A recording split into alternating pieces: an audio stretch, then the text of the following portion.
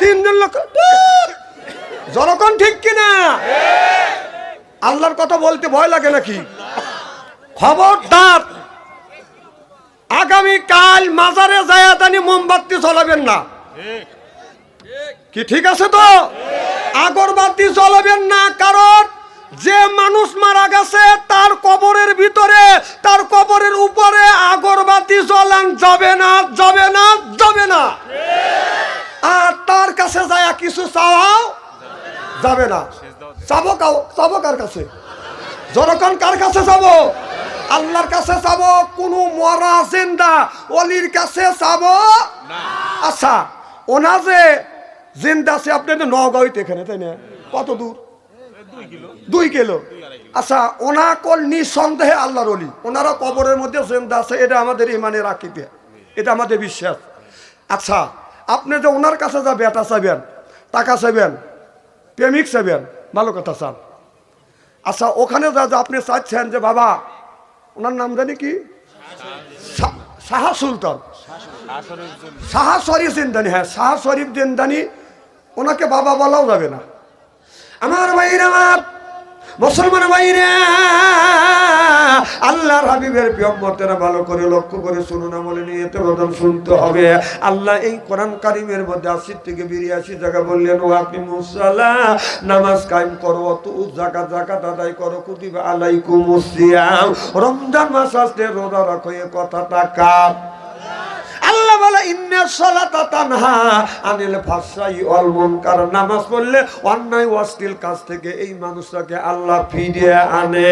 কোন ব্যক্তি নামাজ পড়িয়া আল্লাহর কাছে চাওয়ার মতো কোন জিনিস যদি চায়, আমার মাওলা ওই লোকটাকে নৈরাশ করে না। ও বাজার, এই একজন মানুষ যদি একটা ধনী ব্যক্তির কাছে যায়, যদি বাদান কিচ্ছু চায়, ওই ধনী ব্যক্তির কাছে যখন হাত পাতে, ওই ধনী ব্যক্তি গরিব মানুষকে ফেরত দিতে পারতাম লজ্জা বোধ করে।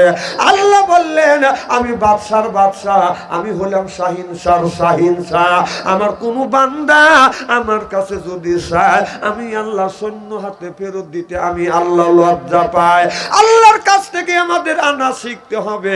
আল্লাহ বলে, তোমার ভাগ্যের প্রতীক কপাল, মর্যাদার প্রতীক নাকটা আল্লাহর কদমে ঠেকাইয়া আল্লাহর কাছে যাইয়া যদি বলা যায় সুবহান রাব্বিয়াল আলা, আয় আল্লাহ আমার ভাগ্যের প্রতীক নাক, আমার ভাগ্যের প্রতীক কপাল, মর্যাদার প্রতীক নাক ঠেকাইয়া আল্লাহ আমরা সুবহান রাব্বিয়াল আলা, আল্লাহ এই মাথাটা তোমার কাছে অবনত করেছি, আল্লাহ আমাদের সিজদাটা কবুল করে নাও।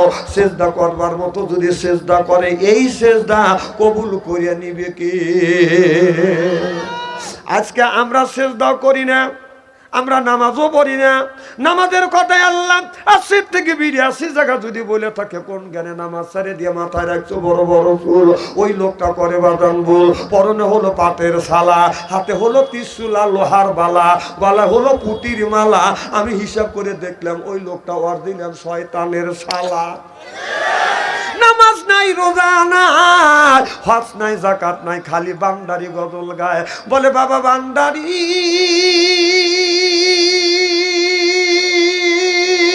এই আলিফ লাম মিম 3 হরফে 30 পারা কোরআন, তার ভিতরে বান্দারি কয় বাড়ি গাড়ি পাবি, ও যে বান্দারি করিলে দোয়া, যেথায় যাবা চাকরি পাবা, কাগজ কলম সেরাই বাবা করে মাস্টারি, বাবা দয়াল বান্দারি কাগজ কলম সেরাই বাবা করে মাস্টারি, কাগজ কলম সেরাই বাবা করে মাস্টারি, আমার দয়াল বান্দারি বাচু আনসারি কয় অল্প দিনে তোর কপালে গুড়ি রে, তোর দরকার ঠিক কিনা?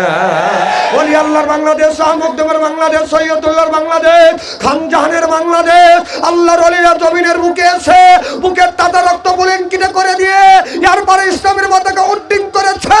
চিল্লে কোন ঠিক কিনা? বন্ডামি তারা করে নাই, কথা কোন না কে? এরা বন্ডামি করে নাই, আমাদের দেশে বন্ডামি করা হচ্ছে। যদি উচিত কথা বলি আর আগামী বছর আমাকে আনবে না, এটা আমি জানার পরেও আমার বলতেই হবে, এটা হলো আমার ইমানের দায়িত্ব। আগামীকাল অনেক মানুষ বাড়ির মসজিদ বাদ রেখে, বাড়িতে নামাজ পড়া বাদ রেখে, মসজিদে বাদ রেখে মাজারে যাবে। ওই মাজারে যারা আছে নিঃসন্দেহে তারা জিন্দা, যারা মাজারে আছে তারা নিঃসন্দেহে কি না, মাজারে যারা থাকে, যারা যে মাজারে যে শুয়ে আছে, যে ওলি শুয়ে আছে, নিঃসন্দেহে সে জিন্দা। কিন্তু যারা ওই দিন সিজদা দিবে দেবে মাজারে, ওরা এক নম্বর বন্ড বন্ড। কতক্ষণ? তিনজন লোক জনগণ ঠিক কিনা? আল্লাহর কথা বলতে ভয় লাগে নাকি? খবরদার, আগামী কাল মাজারে জায়াতানি মোমবাতি জ্বলাবেন না। কি ঠিক আছে তো? আগরবাতি জ্বলাবেন না, কারণ যে মানুষ মারা গেছে তার কবরের ভিতরে, তার কবরের উপরে আগরবাতি জ্বলান যাবে না, যাবে না, যাবে না। আর তার কাছে যায় কিছু চাওয়াও যাবে না। চাবো কার কাছে? জনগণ কার কাছে যাবো? আল্লাহর কাছে যাবো। কোন মরা জিন্দা ওলির কাছে যাবো? আচ্ছা, ওনা যে জিন্দা আছে আপনাদের নগাঁওতে, এখানে তাই না? কত দূর? 2 কিলো। আচ্ছা, ওনা কল নিঃসন্দেহে আল্লাহর ওলি, ওনারা কবরের মধ্যে জিন্দা আছে, এটা আমাদের ইমানের আকীদা, এটা আমাদের বিশ্বাস। আচ্ছা, আপনি যে ওনার কাছে যা বেটা চাইবেন, টাকা চাইবেন, প্রেমিক চাইবেন, ভালো কথা চান। আচ্ছা, ওখানে যা আপনি চাচ্ছেন যে বাবা, ওনার নাম জানি কি, শাহ সুলতান, শাহ শরীফ জিন্দানি, হ্যাঁ শাহ শরীফ জিন্দানি, ওনাকে বাবা বলাও যাবে না। আদম আলাইহিস সালাম 2 নম্বর, ইব্রাহিম আলাইহিস সালাম 3 নম্বর, জন্মদাতা পিতা 4 নম্বর, বোর বাপ। তাহলে কয়টা হলো? 4টা বাবা ব্যতীত আর কাউকে বাবা বলা যাবে না। ওই আল্লাহর ওলি যে শুয়ে আছে তাকে বাবা বলা যাবে কথা কয় না। আমি জানি যে আপনারা আমার বিপক্ষে রয়েছেন, এই জন্য কথাটা আমার বলা। যদিও কথাটা যদি কষ্ট হয়, তারপরেও আমার বলতে হবে, এটা হলো আমার ইমানের দায়িত্ব। তাহলে ওনার কাছে গেলেন, উনি নিঃসন্দেহে জিন্দা আছে। আপনি যা বলতেছেন বাবা, আপনি শুয়ে আছেন কবরের মধ্যে, আমার টাকা পয়সা নাই অথবা ছেলে নেই, আমাকে ছেলে দেন। আচ্ছা, ওই লোকটা ওই জায়গা ঘুমো আছে না জায়গায় আছে, আপনি কি জানেন? কথা কয় না, জানেন? তাহলে উনি যদি ঘুমোয়া থাকে তাহলে কথা বললেন, তাহলে ফায়ার মিস হয়ে গেল। উনি শুনলেও না, আপনাকে বেটাও দিল না, তখন আপনি বলবেন যে বাবার কোনো ক্ষমতা নাই। কথা কষ্ট বলতেছি। এই জন্যই বাবা যদি ঘুমা থাকে, উনি আর আমি ঘুম পাচ্ছে, তুমি যা বললে যে আল্লাহ একটা বেটা দাও, উনি তোমার কথা শুনলো না, বেটাও দিলে না, আর তুমি বললে বাবা মিথ্যা। তাহলে দোষ কল বাবার না, দোষ হলো তোমার। আচ্ছা, তুমি যা বলতেছ বাবা, আমি ভালোবেসেছি একটা মেয়ে, আমার বাপ মাও রাজি হয় না, মেয়ের বাপ মাও রাজি হয় না, এখন কি করবো? তুমি একটা পরামর্শ দাও। আচ্ছা, ওনা কবরের মধ্যে আছে না আল্লাহ উপরে তুলে নিছে, আপনি কি জানেন? যদি আল্লাহ উপরে তুলেই নিয়ে থাকে, তাহলে আপনার মনস্কামনা পুরো হলো না।